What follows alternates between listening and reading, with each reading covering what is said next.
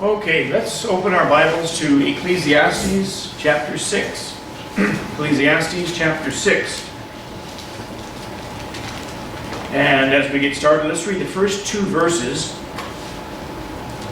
There is an evil which I have seen under the sun, and it is common among men. A man to whom God hath given riches, wealth, and honor, so that he wanteth nothing for his soul of all that he desireth. Yet God giveth him not power to eat thereof, but a stranger eateth it. This is vanity, and it is an evil disease. The obvious image here is of a millionaire, or we might say a billionaire these days, who is loaded with wealth and property and stock holdings and residual incomes from one venture or investment after another, but he's not able to enjoy them. Look back a couple of verses at chapter 5, verse 19. Every man also to whom God hath given riches and wealth, and hath given him power to eat thereof, and to take his portion, and to rejoice in his labor, this is the gift of God. Well, verse 2 of chapter 6 is going to have to be the exception to the every man mentioned there in verse 19. A man can have enough money to pay $50 to $100 for a meal without blinking an eye, like Brother Payson does, or Brother Everett does. They have more money than I wish they'd give me some of it sometime. But he might not have the stomach or the digestion to enjoy it. That's a real problem for a lot of people. And a man can have a very lucrative profession until the IRS takes it away from him. And even the ability, we don't think of it this way, but even the ability to enjoy life. Everyone out here has met or they've known of some very wealthy and financially successful person. But to know them or to see them, they just don't look like they're enjoying life. Do you think Mr. Trump appears to be a happy man? I mean, he's an ambitious man. We don't deny that. But does he look like someone who's really enjoying life day by day? I think people who are preoccupied with making it and then hanging on to it, making sure nobody else gets their hands on it, they can't enjoy it. Go forward for just a second. Look at 1 Timothy. 1 Timothy 6. 1 Timothy 6 and verse 17. Paul writes, "Charge them that are rich in this world, that they be not high-minded, nor trust in uncertain riches, but in the living God, who giveth us richly all things to enjoy." Nehemiah 8 verse 10 says, "The joy of the Lord is your strength." Let's continue at verse 3 down through verse 8. "If a man beget 100 children and live many years, so that the days of his years be many, and his soul be not filled with good, and also that he have no burial, I say that an untimely birth is better than he. For he cometh in with vanity, and departeth in darkness, and his name shall be covered with darkness. Moreover, he hath not seen the sun, nor known anything. This hath more rest than the other. Yea, though he live 1,000 years twice told, yet hath he seen no good. Do not all go to one place? All the labor of man is for his mouth, and yet the appetite is not filled. For what hath the wise more than the fool? What hath the poor that knoweth to walk before the living?" We'll stop there. Verse 3 is like chapter 5 and verse 17. Look back there. He said, "All his days also he eateth in darkness, and he hath much sorrow and wrath with his sickness." Nothing is right outside when things are not right on the inside. Look forward also at Jeremiah chapter 22. Jeremiah 22 and verses 18 and 19. Therefore, thus saith the Lord concerning Jehoiakim, the son of Josiah, king of Judah, they shall not lament for him, saying, Ah, my brother, or Ah, sister. They shall not lament for him, saying, Ah, Lord, or Ah, his glory. He shall be buried with the burial of an ass, drawn and cast forth beyond the gates of Jerusalem. The Old Testament Jew considered an honorable burial of great or greatest significance. Look back, if you will, at 1 Samuel chapter 31. 1 Samuel 31. Notice there verses 11, 12, and 13. 1 Samuel 31, begin at verse 11. And when the inhabitants of Jabesh Gilead heard of that which the Philistines had done to Saul, all the valiant men arose and went all night and took the body of Saul and the bodies of his sons from the wall of Bethshan and came to Jabesh and burnt them there. And they took their bones and buried them under a tree at Jabesh and fasted 7 days. Look forward at 2 Samuel 21. 2 Samuel 21, and begin there at verse 12. David went and took the bones of Saul and the bones of Jonathan his son from the men of Jabesh Gilead, which had stolen them from the street of Bethshan, where the Philistines had hanged him, when the Philistines had slain Saul in Gilboa. And he brought up from thence the bones of Saul and the bones of Jonathan his son, and they gathered the bones of them that were hanged. And the bones of Saul and Jonathan his son buried they in the country of Benjamin in Zelah, in the sepulchre of Kish his father. And they performed all that the king commanded, and after that God was entreated for the land. And the statement back in Ecclesiastes 6, verse 3. Let's just read the whole verse again. If a man beget 100 children, and live many days, so that the days of his years be many, and his soul be not filled with good, and also that he have no burial, I say that an untimely birth is better than he.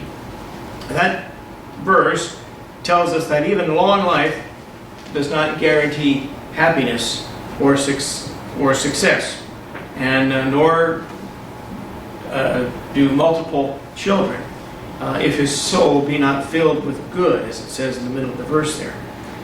And if a man's soul is filled with wickedness, and no matter what he has acquired for himself, then it amounts to nothing. Look back at chapter 2. Chapter 2, verse 26. For God giveth to a man that is good in his sight wisdom, and knowledge, and joy. But to the sinner he giveth travail, to gather and to heap up, that he may give to him that is good before God. This also is vanity and vexation of spirit. Chapter 3, verse 12. I know that there is no good in them, but for a man to rejoice and to do good in his life. And if he doesn't live to enjoy what he has acquired, then he still amounts to nothing. Verse 2 of our text said,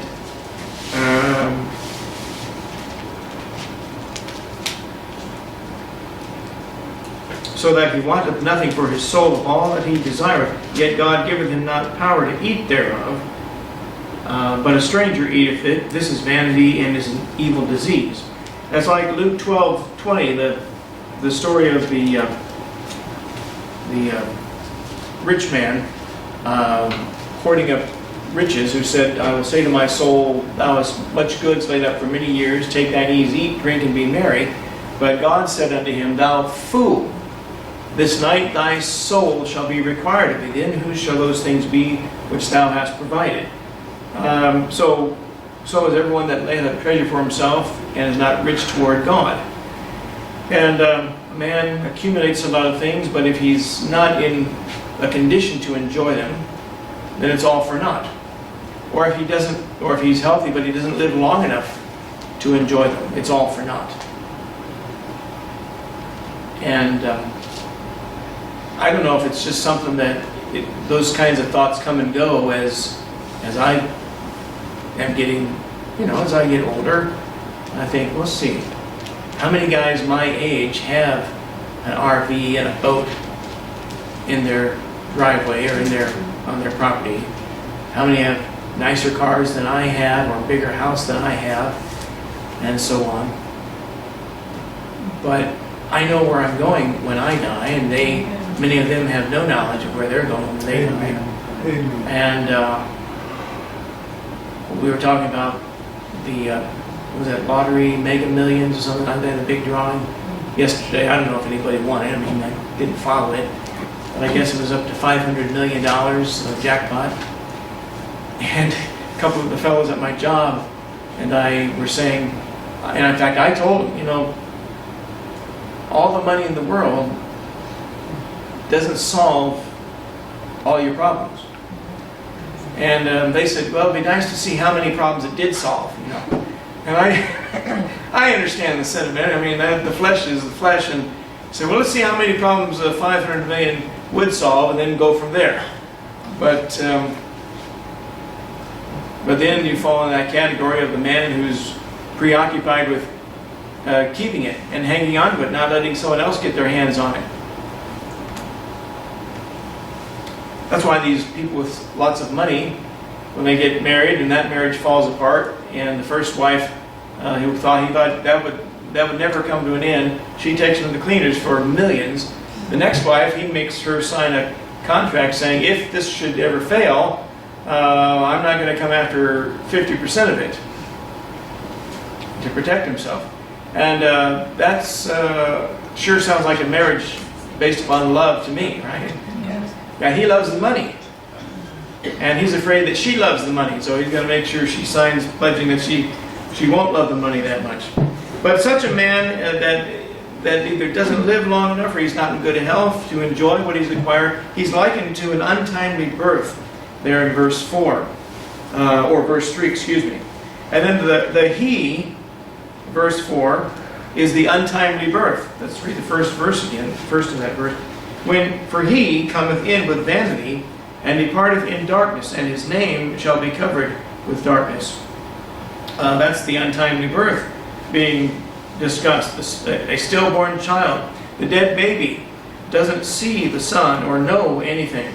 And in a sense, it has more rest than the man that's being discussed here, trying to hang on to it all. And the same man is still being discussed later on in verse 6. It says, though he live 1,000 years, twice told.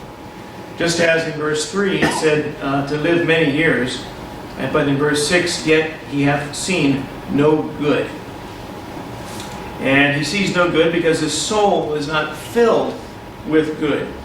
And this is the darkness mentioned up in chapter 5, verse 17. I'll read that again. All his days also he eateth in darkness, and he hath much sorrow and wrath with his sickness. That's a man who dwells in spiritual darkness. He does not know God, has no concept of death ever catching up with him, and he's never thought beyond today. Someone that, and I think I've said this a number of times, a fool in the Bible, I think the best, most succinct definition you could give of a fool is someone who's short-sighted. He doesn't take a long look down the road and see what may come tomorrow and ask if he's ready or if he's prepared for it. He doesn't see where his actions are going to lead unless he changes course and changes his life in some way. And a fool has to be one who's short-sighted, thinking, I'm never going to run out of money, I'm never going to run out of friends, my health is never going to fail me, my family, my children, my wife they're never going to leave me or disappoint me. And he's got his mind on the here and now, and he can't think outside of that. And then let's see, where did I leave off there? And the rich man who's being discussed in this passage, he's made riches his God, but he's been unable to enjoy them after he hoarded them all. And he goes to the same place as the untimely birth goes to, darkness. You know, Job would have preferred it that way rather than to deal with all the problems that God allowed him to have. Look back at the book of Job, chapter 3. Job, in chapter 3. Job 3, and he asks, verse 11, "Why died I not from the womb? Why did I not give up the ghost when I came out of the belly?"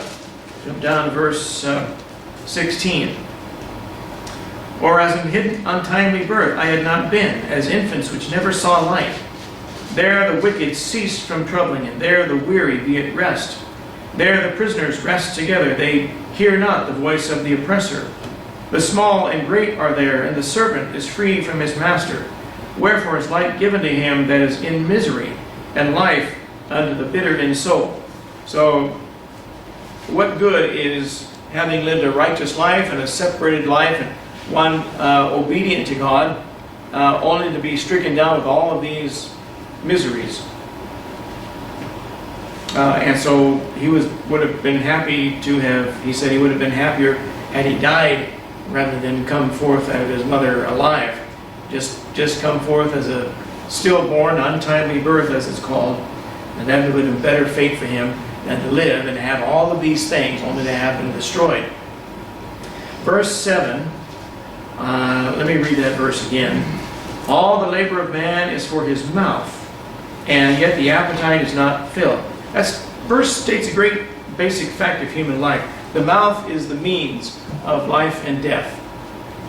Man's troubles began with his mouth. When you think about it, Genesis 3, and what went in, the forbidden fruit, and then what came out. Alibis and excuses and cover up and the reason why, shifting blame, and the woman wanted to blame the serpent, the man blamed the woman, and so forth. And you work to stay alive, and you stay alive by eating. And everything you and I eat comes from the ground, directly or indirectly. God cursed the ground. Everything we eat comes from the ground. There's death in the ground. There's a curse of God put on the ground, on the earth, on the soil. It feeds us for a number of years. It sustains us. It gives us what we need to in a certain measure, but it can't keep you alive forever. And no matter who you are, you have to eat to survive.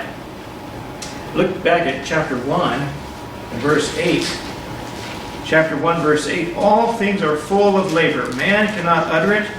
The eye is not satisfied with seeing, nor the ear filled with hearing." Just like the eyes and the ears, the belly and the appetite is never satisfied either. Yeah, the human appetite can occupy a lot of people's attention. I have a couple of friends at work, and they enjoy eating. They get to work at 8 o'clock in the morning, and the first question they want to know is, what are we going to do for lunch? And between having had breakfast before they arrive to work and their lunch hour later on, they're looking for chances to snack in between. They're not skinny guys either, by the way. You couldn't be and live that way. But there's a man named Dinesh Shivnath in India, and he ate 73 grapes in 1 minute. That's the world record for eating grapes in a minute. 73. One of the competitive eaters, Takuro Kobayashi, I think he's number 2 in the world, from Japan. He ate 12 hamburgers, and that includes the buns, in 3 minutes. Have you ever watched these competitive eaters or videos of them? Oh, it's disgusting.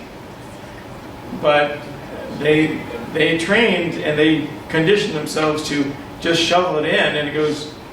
They have to have some very high metabolisms to process at all, because most of them are fairly lean. In fact, they say that is the key. You have to keep any excess fat off your body, because that extra fat will occupy space. It'll restrict the size that your stomach needs to expand to shovel all that food in. A man named Donald Gorski from the USA, he's consumed over 27,000 Big Macs, one per day, since 1972. A man named Michael Lotito, he's deceased now, but he was from Grenoble, France, and he was known as Mr. Eats All. That was his nickname, Mr. Eats All.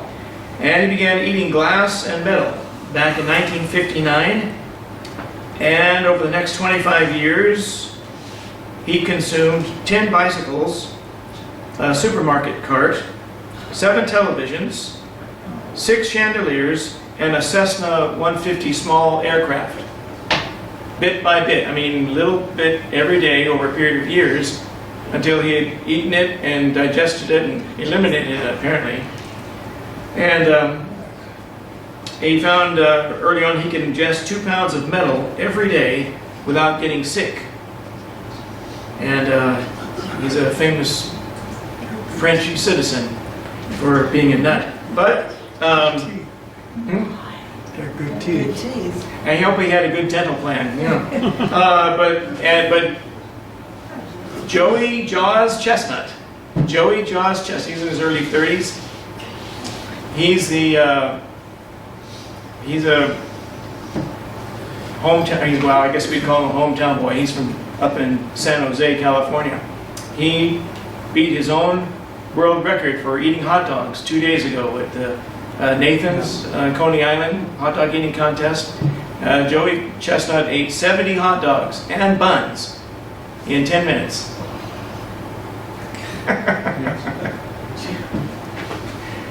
He beat his previous record of 69 hot dogs and their buns. And so I guess as Californians we can take pride in his accomplishments. Verse 8 will conclude for tonight. For what hath the wise man more than the fool? What hath the poor that knoweth to walk before the living? Both the rich and the poor are in the same boat. But back at chapter 2, verse 15, then said I in my heart, as it happeneth to the fool, so it happeneth even to me. Why was I then more wise? Then said I in my heart that this also is vanity. And then verse 19, and who knoweth whether he shall be a wise man or a fool? Yet shall he have rule over all my labor wherein I have labored, and wherein I have showed myself wise under the sun. This is also vanity. We've mentioned this a number of times. Someone else is going to live in your home. Someone's going to drive your car. Someone may be wearing your clothes and maybe even marry your wife or your husband. Someone else will be using your golf clubs, and etc. after you're gone. So you can't take it with you. And the poor man, he may be able to conduct himself properly throughout life. The guy had said, I only make $50 a week and I live a clean Christian life. And his friend said, with a salary like that, that's about the only kind of life you can live. You can't have any more fun with only $50 a week. And but they both have two things in common. The poor man eventually dies and he goes back to the dust, just like the corrupt, wicked, rich man without God. And he labors all his life to satisfy an appetite which can never be satisfied here, not in this life.